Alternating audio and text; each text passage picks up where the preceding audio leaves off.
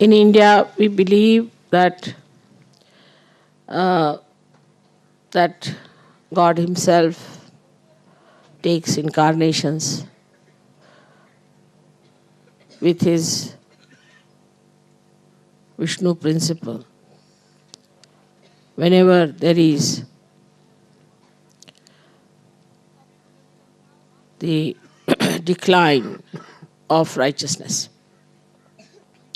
and tries to elevate.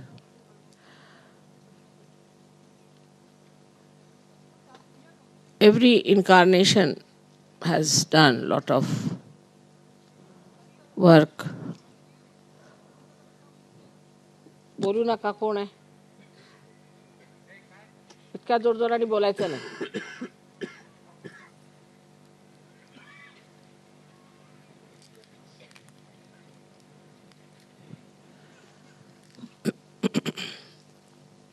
and have done also work within ourselves.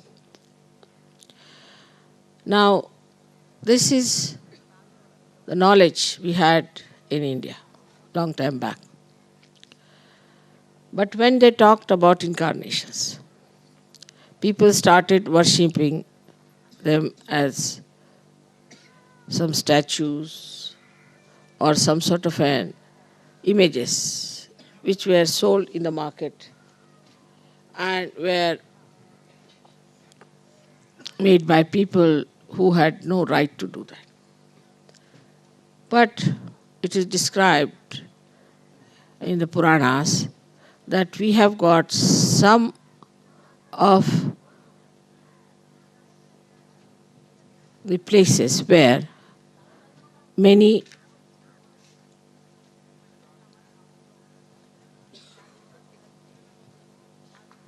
कोण आहेत पोलिसांना सांगा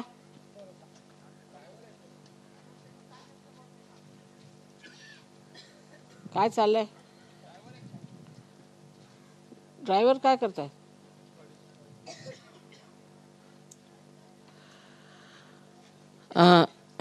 they have said that in many places in India and all over the world, the Mother Earth has created beautiful deities to tell the people or to sort of tally with whatever described in those olden books. And all these are called as Swayambhu. They are created by themselves. Unless and until you are a realized soul, you cannot make it out whether these are real or not. You have to have vibrations to see that they emit vibrations quite strongly. A stone starts emitting vibration, but it has a form, it has a coefficients. So how this is being created? There have been quite a lot of miracles in this country of these incarnations. Like Ramadasa, who was the guru of Shivaji Maharaj, it is said that he, in his own time, the Mother Earth emitted out, manifesting, they say 500 Hanumana. I don't know the number is correct or not, whatever it is. But the one, they found a statue in the waters of Angapur. It was Ramadasa who found it and was kept there. And there was a statue of another goddess, Anglai Devi. Must be meaning England, I think. Goddess coming from England must be Anglai Devi. Whatever it is. So they wanted to remove those statues from there. And they said that the statues would not move. So they had to ask for forgiveness. And with great difficulty, they could remove those statues to one place called Chafal, where they are kept. Now, they took it to Chafal? Because there was one Hanumana created. And this Hanumana, they wanted to change the face, the architects. So they went on deep down, trying to find out how far does the stone go. So it went on and on and on and on for, I don't know, thousands of feet they went down. And they saw it was still standing on one rock straight forward. So they gave up and they kept as it is. All such miracles have been here to show that these are Swambhus. But then people started making statues and started worshipping, then making more statues and worshipping. As a result,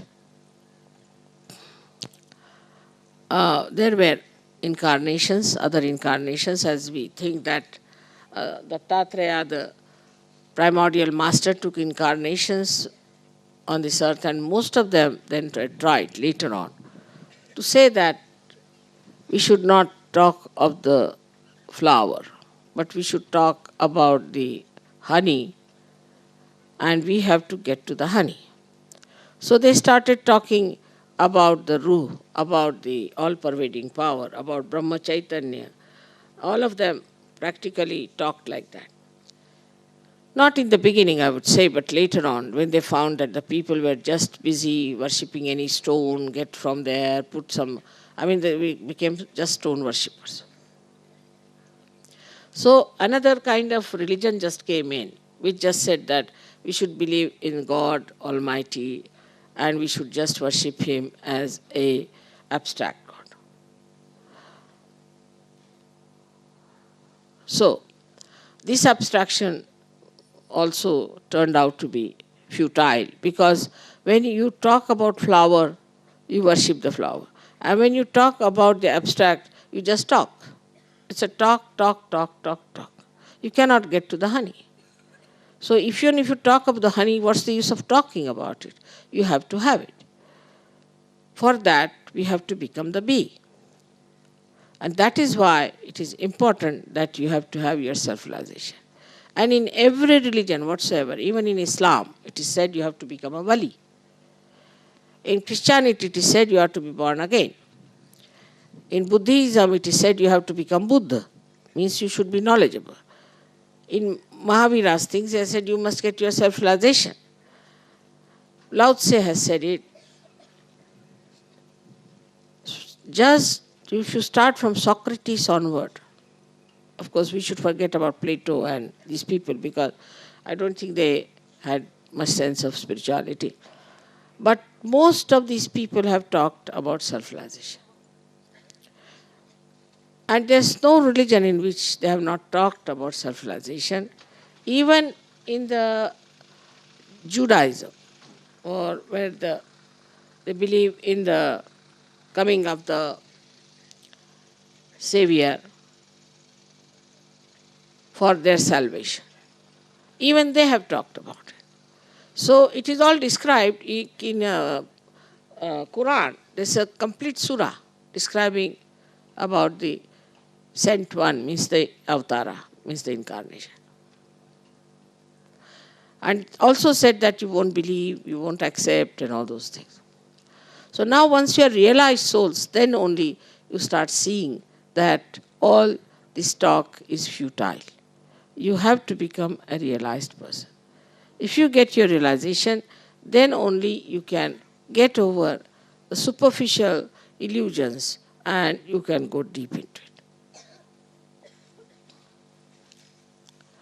All these illusions are there in all the countries, in all the religions, and that's why there is a problem. And we have seen people suffering from the pangs of fundamentalism. As I have given another lecture about paramodernism, in that I have talked about Russia, that Russia has now withdrawn. When one side has withdrawn, the rest of the people, now whom are they going to fight? If there's another side is not going to fight, this side is left out, and they don't know what to do with their armaments and everything. So this was the great work of Gorbachev, I think, and he's a realized soul, so he could see the point, and the way he has managed is tremendous. And now the main problem is fundamentalism. And that comes out of ignorance. Ignorance and also selfishness, because people want to say that this is my religion, this is my prophet, this is my guru, this is my master, and all those things. But actually, they don't belong to any party, to anyone, they belong to the whole world. One can understand if you establish something for your protection from other parties. But to start yourself in a way to establish a falsehood, surprisingly, very surprising, I don't understand human beings. For such falsehood, they are very happy to join, and so many will join. Without even thinking, knowing, they'll all club together for a nonsense like that. For a nonsense, human beings always club together. But for a sensible thing, they don't want to understand. So now we are coming to the point of puja. Because there are so many new Yogis who might not have known what is a puja. Now, as it is now, you all believe that I am Adi Shakti. And you have proof of it. Puja is one of the way you can have the proof of it much more. Because when you are doing the puja, my deities, which are within my chakras, they get excited and they feel happy and they want to emit more vibrations. And when they start emitting more vibrations,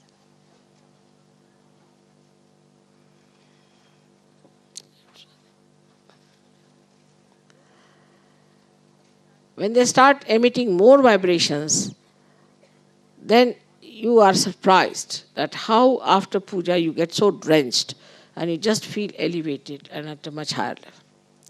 Of course, it is true that during the puja time you feel very much elevated. For some time you can keep it up. Some people definitely retain it. But some people go up and down like a yo-yo. They don't have that capacity to retain it. That is why one has to meditate in thoughtless awareness to keep up that status, that higher status. But the puja of only of the goddess is allowed, puja of the god is allowed. But we must know who is the god or who is the goddess. So doing the puja of every person blindly, anybody who comes forward says this and that, should not be accepted. You'll be surprised, for the first 4 years, I didn't even allow them to have any puja whatsoever. Even they said, you are our guru, so you should allow us to have guru puja. I said, nothing. I will not. Then first, after 4 years, on the Navratri day, they wanted to have one puja. I said, all right, you can have it, but very few people. And then they found that that puja gave them so much of vibration, so much of elated spirituality. And they touched so many dimensions suddenly that then they started requesting me, Mother, you must give me a puja. Even in India, where we have this system of puja, people have no idea how to really do it. It was very embarrassing, but I had to tell them each and everything, do like this, do like that, you must have like this. I was working it out this way. First time I went to Delhi, you'll be surprised. If somebody can get hold of that photograph, I was just shrunk. I was just shrunk. The whole body had shrunk. I'd become so thin.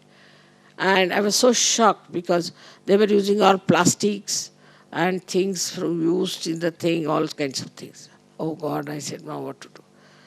So I never used to also allow them to give me any money or anything before. Then I said, all right, start with 1p. We started with 1p. Gradually they increased. Because I thought that they don't know that you have to use silver. And then out of that money, I said, all right, I'll buy silver. I'll put my name on that, so it's my property. So whatever you have given me is mine, so-called, and is with you. That is how we started this proper understanding of the thing. That we have to have a particular type of metal, particular type of styles. Now these metals have an effect on us, very much effect on us.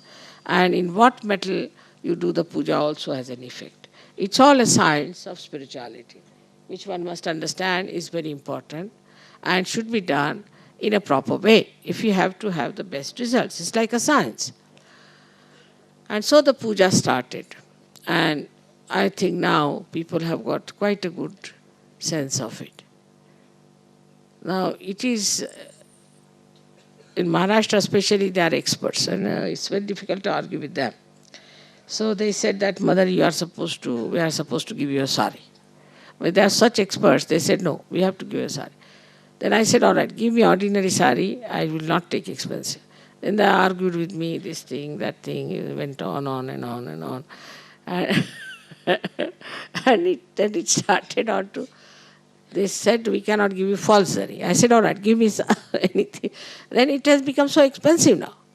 See, so I've been requesting that now for future, try to understand that now I'm old, and to an old goddess you can give something simple. This. But nobody is willing to accept. Now we are growing so much, this, that. All right, let us see how we reconcile each other. So this is how it is. That it makes no difference. But it does, in a way, what importance you give to everything that you want to do. It's very important. It's the complete attention, dedication, and the complete importance that you give to anything that you do. It's very important. If you do not give it the highest priority, it doesn't work. If it is just by the way, it doesn't work.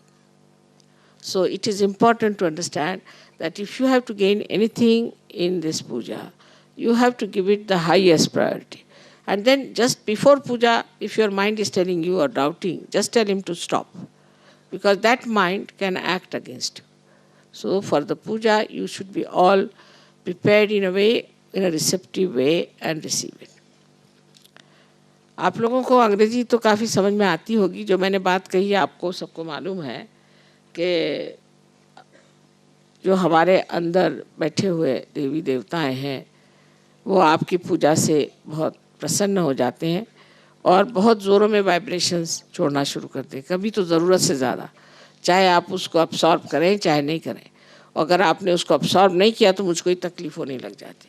इसलिए सबको बहुत खुले दिमाग से, खुले हृदय से, पूरी आर्तता अंदर ला करके पूजा में बैठना चाहिए. जिसने जितनी आर्तता होगी उतना ही उसको फ़ायदा होगा. इसलिए शुद्ध इच्छा होनी चाहिए, अंदर शुद्ध इच्छा करके. और माँ हमारे अंदर आप ऐसा कुछ रंग भर दो कि वो उतरे ही ना. एक बार जो रंग भर गया तो वो उतरे ही ना, ऐसा ही रंग भरो, ऐसी मन में इच्छा करके आपको बैठना चाहिए. अच्छा, अब काफ़ी देर हो चुकी है और ये सब बेकार कहीं इन लोगों ने पुलिस वाले लगा दिए हैं, उनके साथ बैठे बैठे भी टाइम गया. फिर उसके